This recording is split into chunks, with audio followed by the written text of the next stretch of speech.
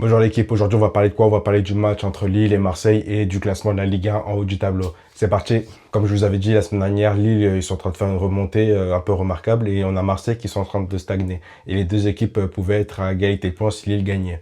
Maintenant, Marseille, quand ils vont arriver, ils vont un peu essayer d'imposer leur rythme et Lille, eux, vont un peu leur laisser ballon, surtout dans les 10 premières minutes. Marseille va essayer de pousser, Lille va seulement les contrôler. Et à 10e minute, on a Bentaleb qui est au milieu de terrain, qui va envoyer un très bon ballon sur Ethan Mbappé, sur un super contrôle qui va un peu tromper le gardien Rouli et les défenseurs. Son contrôle, il est réussi, mais d'un côté, il va un peu sur le côté, donc je sais pas s'il est réellement réussi. Bref, en tout cas, ça fait un crochet sur tous les joueurs et le gardien. Il va tirer, ça va faire un but. But pour Lille, 1-0. Ethan Mbappé, déjà, lui, d'habitude, il n'est pas titulaire. Et quand il rentre, c'est soit il fait un but, soit il fait une passe décisive. Maintenant, là, il va être titulaire, il va marquer un but au bout de 10 minutes. Donc moi, je pense que c'est un joueur d'impact. Je vais encore regarder sur la saison qu'est-ce qu'il va proposer. Mais pour moi, c'est un joueur d'impact à voir. Et ce but, il va vraiment impacter Marseille. C'est-à-dire que Marseille va totalement changer de comportement. Ils vont commencer à louper des passes faciles, à se tromper dans des moments justement décisifs du match. On a Pachao, parfois il est dans la surface de réparation, devant la surface de réparation. Il va louper des passes. Pavard, pour ressortir le ballon, il va louper des passes. Rouli, pareil. En fait, Lille aussi, il quadrille super bien le terrain. C'est-à-dire qu'il couvre toutes les zones de passe. Et t'as Marseille qui essaie de forcer des passes, mais qui n'y arrive pas.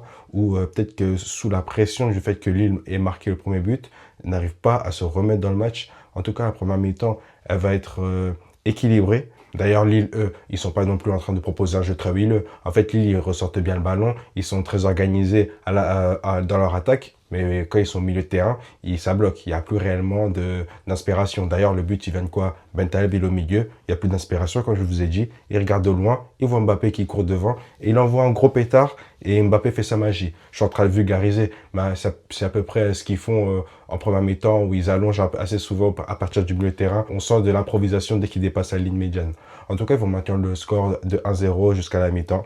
La deuxième mi-temps, elle va commencer à partir de la 70e minute. Avant ça, c'est un match de coach. Si on aime observer les déplacements des joueurs et tout ça, on peut kiffer. Mais si on veut du spectacle, franchement, avant la 70e minute, il se passe rien.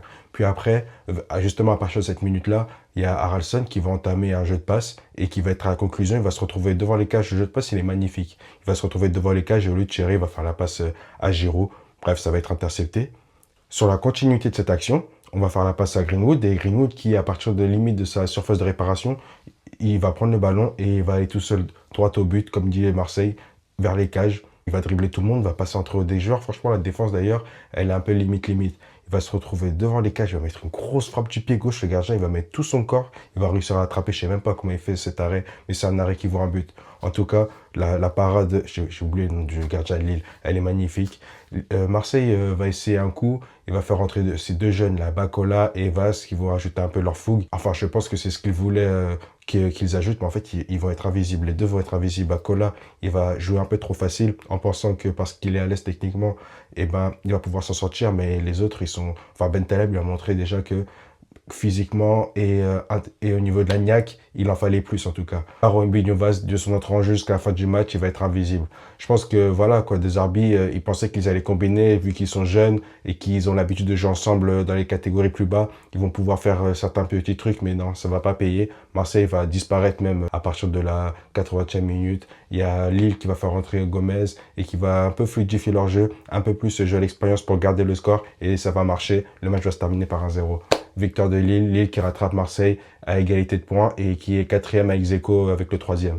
D'ailleurs, en parlant du classement, voilà, les 6 premiers, ils ont un peu changé. Il y a Lens qui continue à garder leur première place. D'ailleurs, Lens qui sont sur 5 victoires d'affilée, c'est pas mal, c'est une grosse performance ça. C'est une performance qui impacte au niveau du classement. Ensuite, tu as le PSG et le PSG qui sont deuxième. Mais le PSG, c'est bon, ils sont fâchés. Ça va leur faire du bien d'être deuxième parce que maintenant, ils doivent chercher le premier. Et là, on a vu contre Rennes, ils leur ont rien laissé. Hein. Ils leur ont mis 5 buts et ils ont laissé 0 à Rennes. Ils leur ont pas laissé la balle, ils les ont pas laissé approcher de leur surface de réparation. Ils ont tout mangé. Maintenant, on a Marseille qui sont en train de stagner. Marseille, je l'avais dit que eux, je sais pas si sur la durée, ils vont pouvoir tenir, mais je pense que ça va le faire. Et t'as Lyon et t'as Rennes qui se sont stabilisés. Rennes, voilà, ils ont joué contre PSG, c'était normal. Et Lyon, perdu contre Lorient. Voilà, moi de toute façon, je vous ai dit que le Lyon, je ne sais pas s'ils vont tenir aussi sur la durée pour les 6 premières places du classement. Maintenant, on a Monaco qui a perdu 1-0 contre Brest. Et Monaco, voilà, je vous avais dit la semaine dernière, eux, j'attends de voir parce que contre le PSG, les équipes aiment bien surperformer. Maintenant, là, ils ont surperformé, mais ça demande beaucoup d'énergie de faire des grosses performances de la sorte contre le PSG. Donc, la répéter la semaine suivante, c'est un peu plus compliqué. Et ça s'est montré contre Brest. Ils ont perdu 1-0. D'ailleurs, s'ils avaient gagné, ils auraient pu dépasser et Lyon et Rennes.